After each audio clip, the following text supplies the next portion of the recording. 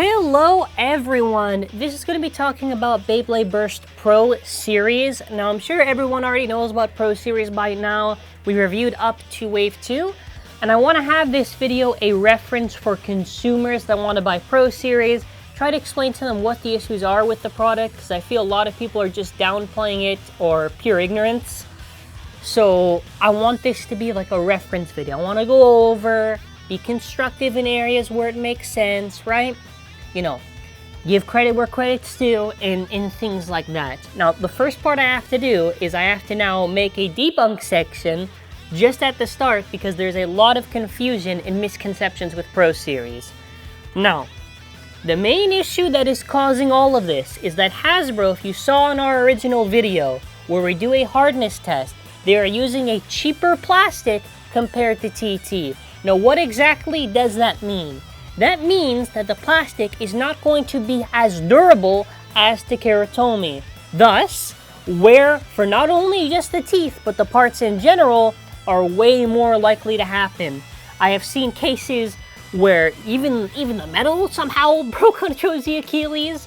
I've seen more than one case now where the performance tips are pretty fragile in some cases and breaks that shouldn't happen. It is like absurd how many issues have arisen out of Pro Series for something that shouldn't happen at all. Like, this is supposed to be Hasbro's sort of like glory series where it's like, man, they did it right and everything. But I just want to go over all this stuff.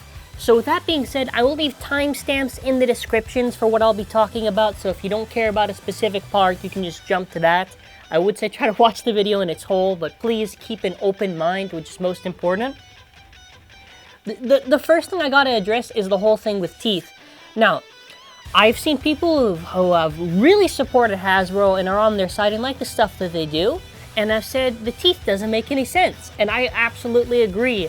Let me ask you this as a viewer, as a Hasbro fan. What value does the Pro Series having teeth do for the actual, all the Hasbro base you may have? Like, aside from the discs, right? I'm talking about purely the teeth on the layers. What value? It doesn't have any value.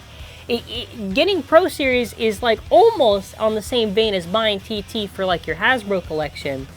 If these things had slopes to begin with, it would make a lot more sense. For an example, we could use Extend Plus on like Union Achilles Hypersphere, Ultimate Reboot Kit. Like, all these tips could have more use, but what they did is that they locked all these performance tips just to the Pro Series.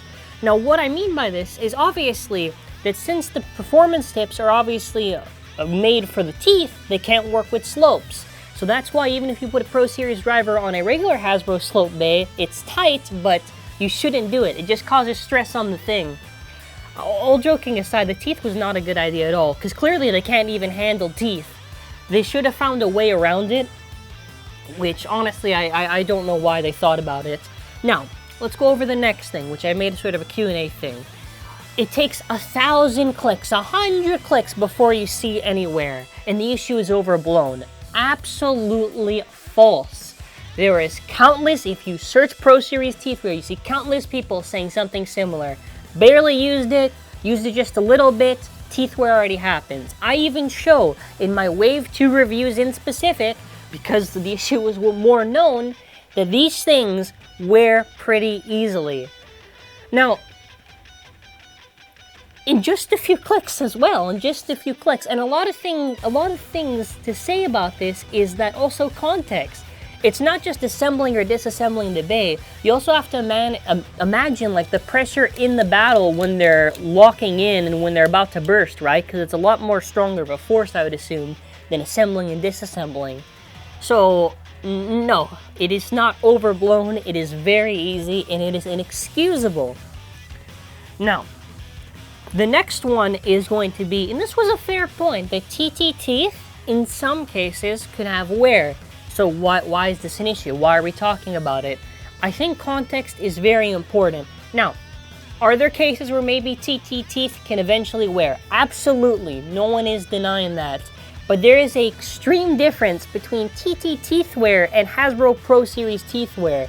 It is like if TT teeth wear is like a bike, Hasbro teeth wear is like a car with how fast it goes. Like, it is insane how accelerated teeth wear is for Hasbro. And I would also say, in fairness for TT, how many cases of teeth wear are just because of the actual dash drivers, right?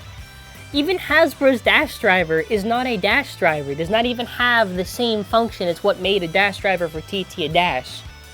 So, I want to throw that TT thing out of the way, because people try to bank on that idea like it's some glory thing. Like, oh my god, what about the original layers in the teeth wear? Like, completely different cases and contexts.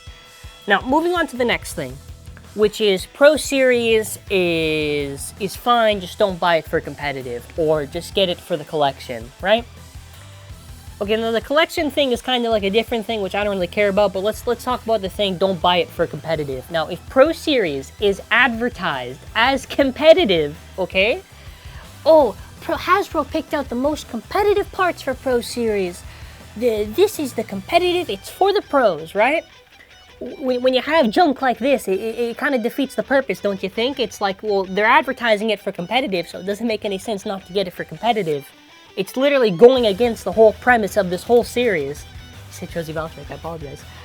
So the next thing is, it's just teeth wear, who cares? No. So it is not just teeth wear, but it is the plastic in general that is a lot more fragile. Like, it is much easier for a Pro Series Bay layers to get stressed than it is for TT.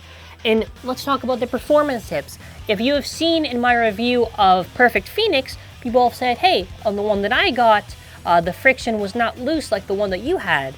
This all boils down to the production being poor for the series. Like, why should my friction just be awkwardly loose if other frictions are normal? It just shows there's an issue in production. There is a lack of quality control. Even the Extend Plus is a little bit weird because they didn't make it sharp all the way, like how a normal Extend Plus would be. And the chip feels so weird if you were to take it off, and it just feels so fragile. It's like, it's insane how many issues that are so small arise so quickly. Now, I'm saying this all in context because it is important to understand.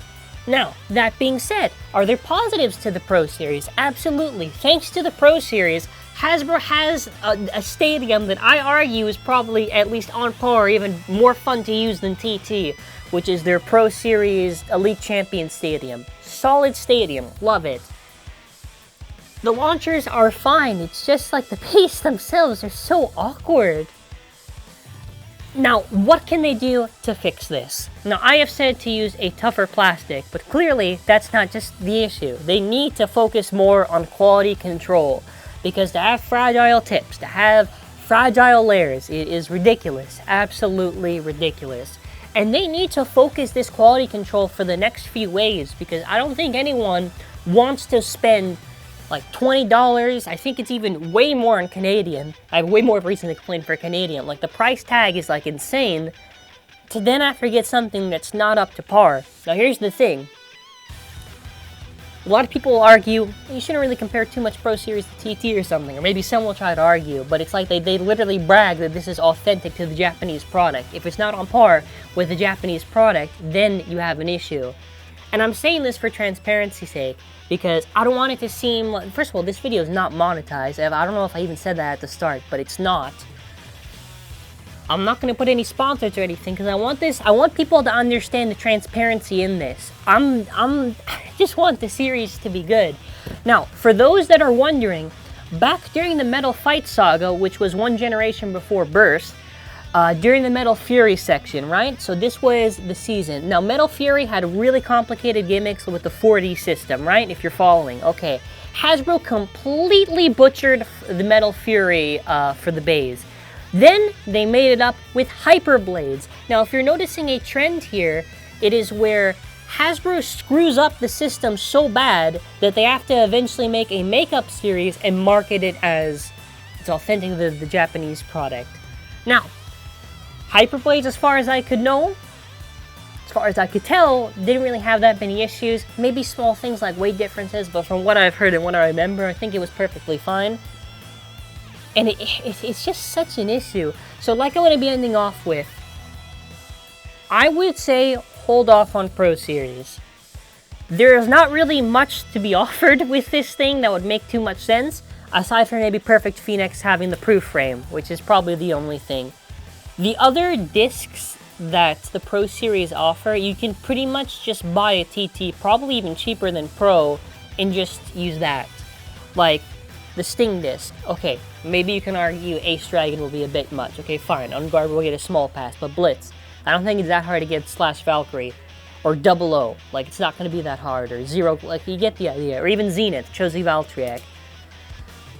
Because honestly, if they just fix this issue where the quality control is fine, and the teeth are fine, like, no complaints at all, at all. Would it be still dumb that they didn't go with slopes? Absolutely. I still think slopes are the way to go, but they can't just go, could they go back and just, like, reissue all the products and go with slopes? Probably not, so... It's either they somehow recall everything and manage to work with slopes, which will be impossible, or try to quality control everything and make sure everything is up to par. So that'll be it for now. I try to be as constructive as possible, but it's just important to go over the issues and also to be transparent. I don't want people to think, like, for some reasons when I do these videos, just because they send me products, that I'm biased. Like, I prefer integrity and being honest rather than just lying. Like, oh my god, this series is flawless! No issues at all!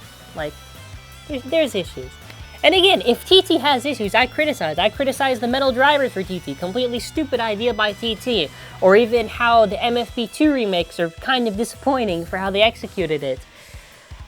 The thing is this, it's that, and I'm going to end off with this, the biggest issue with Hasbro is that they already aren't really on the positive side with the public. So then after... when they try to do something like this, it's even worse for them because it's something that should be appealing to everyone, and they just have these issues that just start to pile up. Now, I definitely think there are people that take it a wee bit too far with the hate towards Hasbro and nitpick over silly stuff, and there's stuff that's really well-deserved criticism for. The thing I want to end off with is to be, like, don't be biased.